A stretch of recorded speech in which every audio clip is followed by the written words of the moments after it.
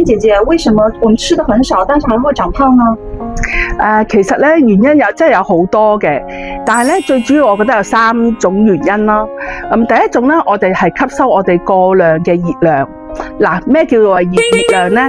我哋平時飲嘅汽水啊、珍珠奶茶，甚至乎新鮮嘅果汁啊、酸梅湯嗰啲，全部都係好高糖分嘅，所以我哋吸收好多熱量。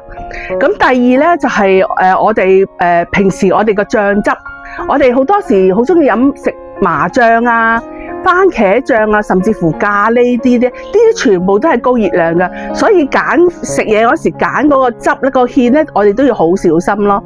而第三咧，我哋食嘢啦，我哋食嘢好多時揀煎炸嘢食，或者揀紅燒嘅嘢食，嗰啲都係高熱量㗎，所以我哋嗰啲都要好小心去揀。咁圍繞晒呢啲啦，仲有加上我哋好中意食下零食，有時肚餓食塊餅乾、食件蛋糕。呢啲又係高熱量，所以咧如果減肥嚟講咧，我哋仲可能要諗清楚我哋吸收熱量幾多，呢個係第一點啦。而第二點咧，就我哋係唔係有足夠我哋嘅我哋食得少，所以我哋新陳代謝會下降。有乜嘢導致我哋新陳代謝下降咧？第一，因為我哋食得少啊嘛，我哋一定足夠嘅蛋白質。其實蛋白質咧令到我哋有飽腹感之外咧，仲可以增加我哋肌肉，所以呢樣嘢其實都好緊要。咁第二咧，就除咗呢個蛋白質唔足夠之外咧，就可能我哋家庭壓力、工作壓力，我哋皮質醇過高，都會令到我哋新陳代謝下降。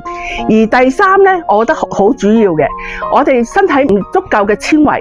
去唔到洗手間，所以會好多時我哋減肥啲人咧，便秘嘅情況好犀利，都會影響我哋嘅新陳代謝咯。而第三就係我哋生活習慣啦。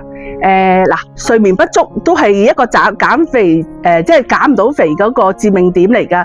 除咗睡眠不足之外，我哋唔夠活動。